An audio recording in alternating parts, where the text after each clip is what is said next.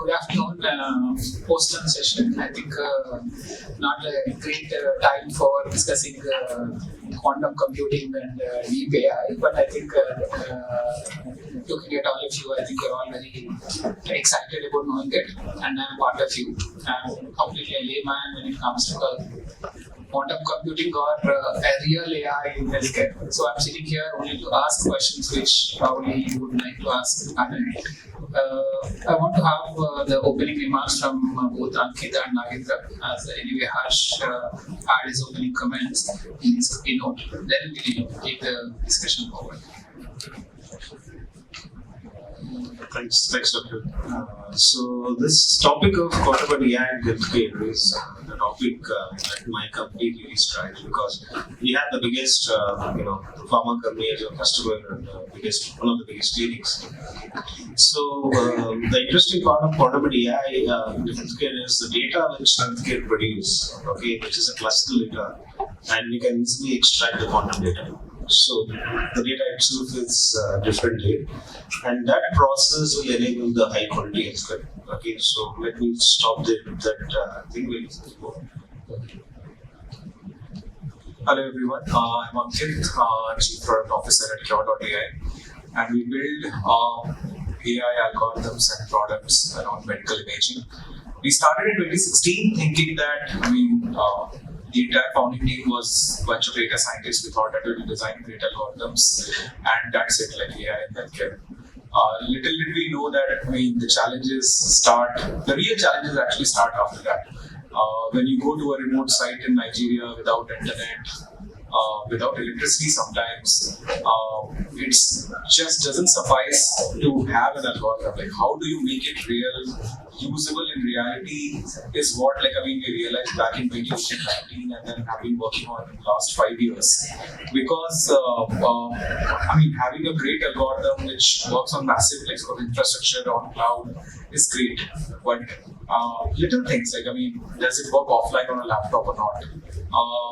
How much processing power is it consuming on your laptop? Because if the laptop battery drains in 4 hours instead of 6 hours, that means that TB screening is happening only for 60-70% of the patients and not 100%. If you're building an algorithm, say like a speech-to-text algorithm in the domain of healthcare, are you making it voice-enabled? Because if a healthcare worker on ground is seeing 150-200 patients a day, he or she doesn't have time to type. Right? They can speak, but they don't have time to type. And can it work offline even then, right? So those are the challenges that we realize that it's not enough to just design AI. There's a lot to do to make it real, to make it usable, especially with the challenges that comes in healthcare. And if you're focusing on primary healthcare, the compute and the infrastructure that you are dealing with requires a lot of engineering innovation as well as the scientific innovation around AI.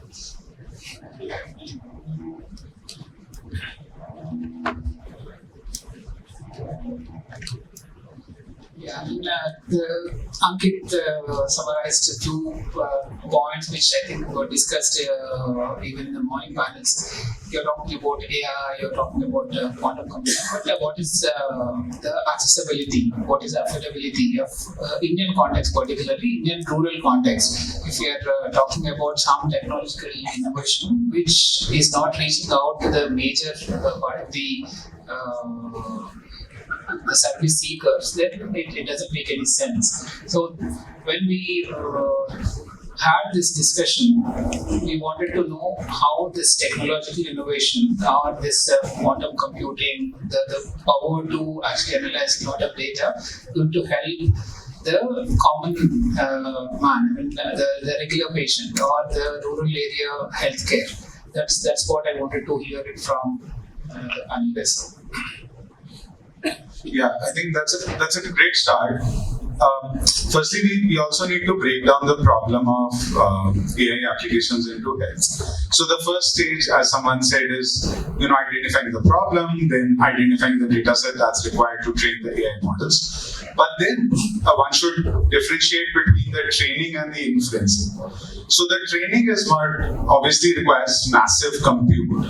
The inferencing on the edge can obviously happen. And I know it might not happen exactly in an offline mode, but there are also efforts where we are trying to say that can it happen in on the device as such. So one stream of research I would say is to say that let the inferencing happen on the edge and in an offline mode. So that's one.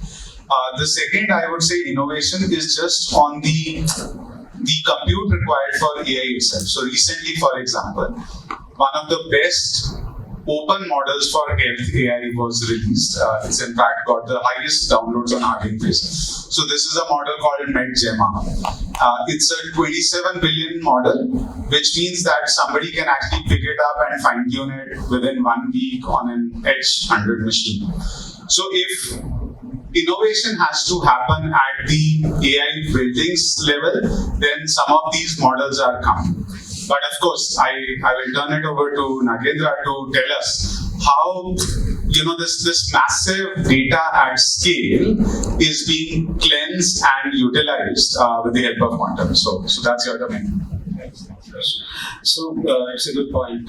Thanks for bringing it up. The thing is, when we say we have to go to rural, we have to have all the edges of the country to be connected. The amount of data we generate is huge, right? So the first part of this is, can we build a scalable system both at the edge and the data center to process this? So the bigger problem with the classical is there are with the medical data there are certain problems which will be hard. That means you cannot solve kind of compute input.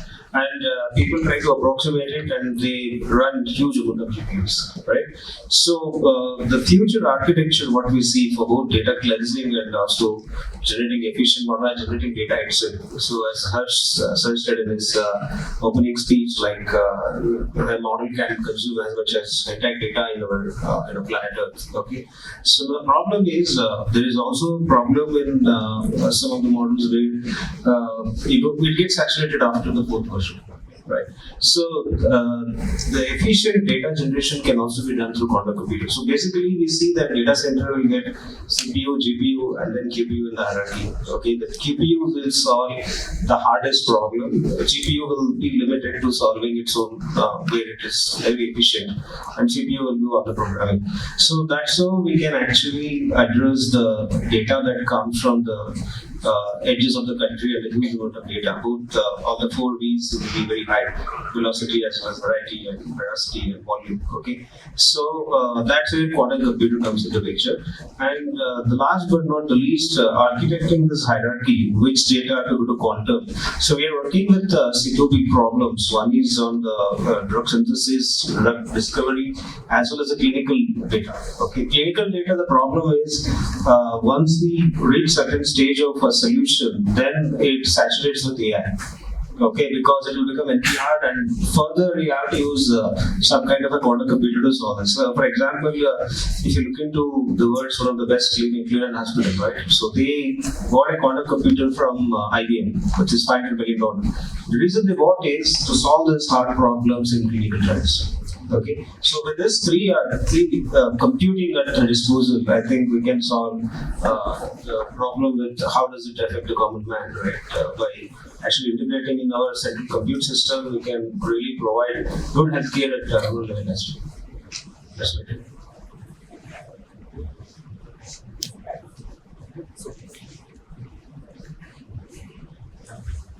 I would speak about what happens when you are able to solve the problems that we are able to balance mention. Like if you look at just radiology, for example, USA, for example, has one radiologist for every 10,000 people, while in India the number is one radiologist for 100,000 people. Right, so there is a lot of dearth of radiology expertise in itself. And then if you go to some of the Southeast Asian countries or African countries. For example, we are deployed in a country called Lesotho, surrounded by South Africa from both sides. It's a small circle within South Africa. The entire country has just one radiologist. Right? And now this country has a huge TB burden. They are getting funding from donors to procure X-ray machines, take chest X-rays, screen people, but there is just nobody to read those chest X-rays. So what happens is that when you solve these problems at the edge, you take some of these expertise that are confined within certain sections of the society and really democratize it. So now, there are at least 40 X-ray machines in Lesotho which are going door to door, doing X-ray screening and getting an output within 30 seconds, whether they should take the follow-up test for that patient or not. And similarly, in India and Southeast Asian countries, we have seen that democratization of access to radiology has been a great sort of benefit. So it really solves problem on the edge. The impact and the impact that it creates is really sort of important. If you look at the three panelists, I think Harsh runs Google. I mean, probably is working on the large ecosystem. Then Nagendra is working on the similar kind of thing. Ankit is working on the last mile delivery. So we are seeing the whole levels of quantum computing, where it works and all that. My question is, how do we validate? I mean, see, there are two things always in healthcare when it comes to delivery part. One is validation, one is compliance. So I think we'll probably look at those 2 points next. How do we validate, and whether the quantum computing will help in addressing that, which probably AI is still not able to address.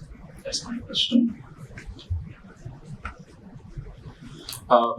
Yeah, I can take an easier stance, although you said I'm from Google and we represent a lot of the, yes, we solve a lot of the very, very hard challenges and problems. But when it comes to very specific domains like be it education or healthcare, it's about providing the base layer. Like in the case of healthcare, we provide what we call health embeddings, which are absolutely the base AI models which are tested either on radiology images or TB chest X-ray or oral cancers or whatever. And then making sure that the entire embedding, which is a combination of data sets, model approach, etc., is actually deployed by health tech providers. So we have a deep partnership, for example, with Apollo, and with, on one hand, Apollo, but also on the other hand, with the public sector like AIMS, and on the other hand, with NGOs like Seva Rural, who will take these up, deploy it, and even take care at least of the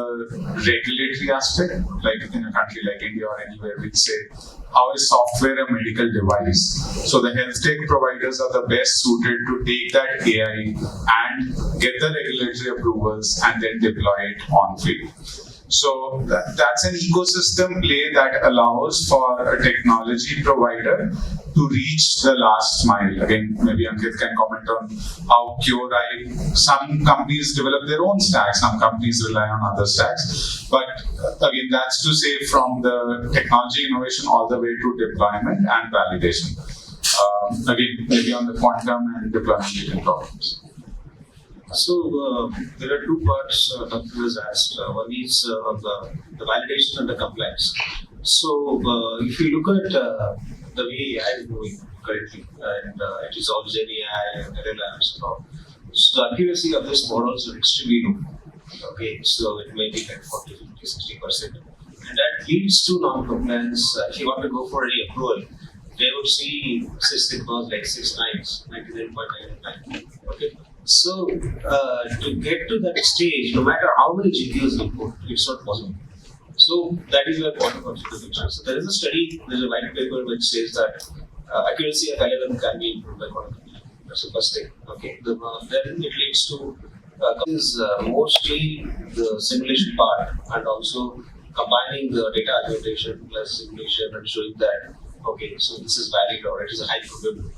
Okay, although there can be edge cases, there can be a failure even after a very stringent validation, but quantum computer can actually simulate those scenarios very well. Very edge cases also can be simulated in quantum computer very well. So 2 points. One is on the compliance. By improving accuracy, it may lead to the compliance. But one other part of the compliance is the data compliance. I'm excluding that. Okay, only the performance compliance, if there is a compliance from every or similar body which says that you have to be above this percentage, that can be done by quantum computer. And the validation side, we can do the simulation and edge cases that's not possible in the normal classical computer, that we can do. These two will lead to very good results in healthcare, as long as the data part is addressed. get the test to that point. Yeah. I think validation, I want to touch upon that with an example.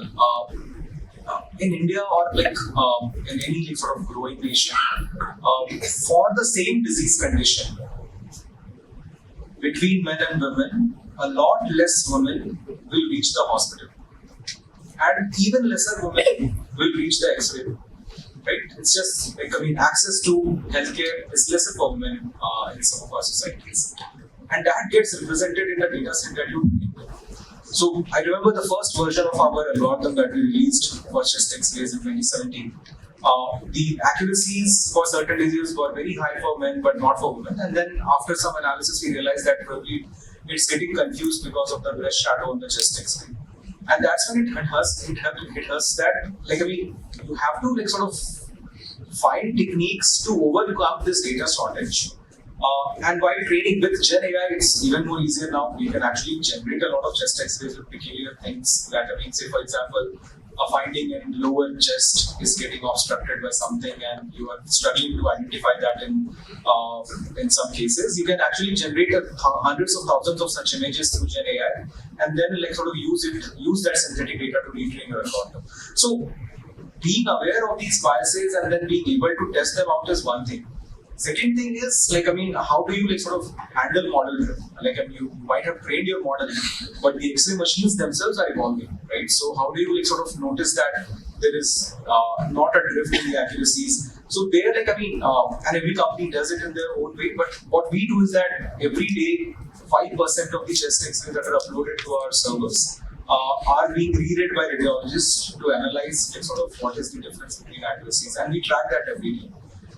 Thirdly, coming to regulatory, I think, you can look at sensitivity and specificity of things, get clearances from CE and FDAs and all the other bodies, but I still feel the regulatory frameworks in healthcare were designed for hardwares which are being thrusted upon software.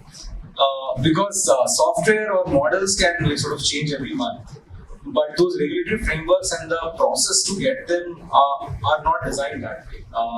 That is where a lot of evolution is needed. Because, if you're designing a regulatory framework and updating it sort of in 1 year, 1.5 years, and it takes me another year to sort of get that regulatory clearance, I am already 2 years behind what my latest model is capable to do. Right? So, I think that is a shift that we need to see. I think that gets me to the next question. I don't know how many of you, the audience, understand the quantum computing, the true science, AI in healthcare and all that. If people who are very interested sitting in this hall doesn't understand much, those who are sitting in a government office seat who are supposed to be giving you all these permissions and all that, do we actually need some kind of education, training, interaction with them and all that, where the ecosystem can be pushed into a faster lane? And is there a way to do it? Do you think from your own perspective, because you are running your own companies, all of you are different companies, is there a way to actually go there, explain them or train them or make them understand that this requires A, B, C, so that we can actually push these technologies into the regular use? What is your view? In fact, so I cover all of APAC, and I do see that there are countries proactively, from Indonesia, Singapore, Japan, who proactively are reaching out and making sure that everybody in their government setup understands from base up what is AI, generative AI, how it's sort of being applied. So at least they can start using the language. Certain countries like Japan have also taken additional initiatives, especially on quantum. So we are working very closely with the University of Tokyo, and they are ensuring that the government understands the potential and the power of quantum 10 years ahead of its time. India, slow start, but we are already working with at least several ministries for Gen AI. I think there are have initiatives with IBM and maybe your company, so you can talk about the quantum part. But on Gen AI, at least we have started making them aware of why Gen AI is a disruption in itself in both technology and AI. So a lot of people, for example, compare, okay, we had the internet wave which disrupted, then we had the mobile wave, and so what, there's a Gen AI wave. But few people actually understand the sort of disruption or the transformation that it can bring about in two things. One is human productivity, and second, as Ankit said, like in terms of how solutions can come up every few weeks, if not months, and those solutions will keep on improving. So how do we have a regulatory method to adapt to that? So yes, baby steps, but we'll get there. So I think in our case, we are very fortunate. Government is a shareholder in the company, okay? And they know very well about the quantum computer. Although we are in the roadmap of National Quantum Mission, I think we have extremely strong government play in quantum and also India AI and quantum AI. So they're also like the framework is huge. So if you look at other side of the table where the government shares are, I think they're very well informed in quantum and how to regulate that. In fact, there are centers being formed, which is called hubs, NQM hubs, ISCs for quantum computing, IT Madrasis for communication, and I think there is materials and one more. Okay, and this is all like world-class expertise, so you don't have depth of that. And you look into this is the first time in the history of India where the government of India taking stake in a startup. Okay, and when we produced the first 25 qubit machine, and we have to now do 64 and as well as 1,000. When we are at 1,000 qubits, I think we are world class already towards that. And also they pushed us to actually form the foundry, which is very important for quick the loop between design and process. So the knowledge about the technology in the government is not lacking. I think I am surprised that we were able to move faster than a lot of large companies I have seen. That's wonderful to know, actually. Yeah. My experience has also been similar. We are also part of India AI and we engage with the central government on a regular basis. Not only, around policy framework and everything. Not only that, I also see like sort of health departments or state governments proactively approaching to deploy some of these solutions to better the healthcare infrastructure in the country. Also see that India has a tendency to hop on technologies. Before we could send landlines in every village, we directly hopped onto mobile phones and just completely skimmed past the landline era. And when we started out in 2016-17, the government was very focused on digital India. It was initiative established around 2014, and that was the only focus back then. But now, I think the government is also realizing that digital and AI has to happen together. You cannot do digital for 10 years and then wait for AI for another 10 years because then you will be too late. So I see government being very proactive, very encouraging of the AI startups, and everybody that I meet during these India AI sessions have been very appreciative of how fast the government is acting. So hopefully we will see the results of that. Yes, in fact, just to keep the audience also on the hooks, because post-lunch, as I say, is a sleepy session. Luckily, we didn't have too many biryanis today. But we can take a couple of questions because the clock is still running at green. And with the permission of the moderator, I would like, maybe at the maximum 2, I request somebody from the volunteer team from IMC to just pass the mics around and please identify yourself and direct the question to the speaker whom you want to ask the question. Just 2 or 3 questions maximum. And raise your hand. Please raise your hand and then the question can be asked. Hi, I'm Bharat here. The question is to Harsh. Harsh, I've been hearing about some initiatives by some hospitals to work along with Google on some Gen AI US use cases. Could you throw some light on that, please? Yes, that's a good point. So as I said in my last remark, our our company looks at foundation layers on technology, but currently in the healthcare context is releasing MedGemma and the health AI embodiments that are there.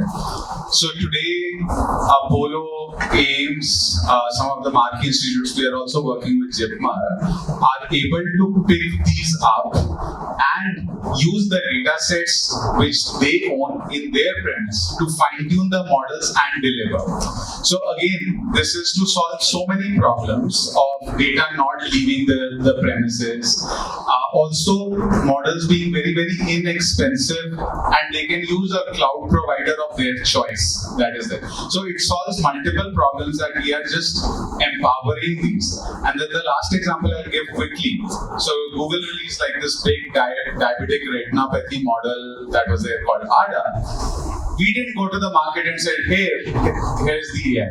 We empowered the top eye institutes, Shankara Nethrale, Forest Healthcare, and Narayan, right? So we ensured that they own the AI and they can deploy it for millions of people in terms of early diagnosis of diabetes through the fundus images of their eye. So that's one of the models that we're using. Thanks.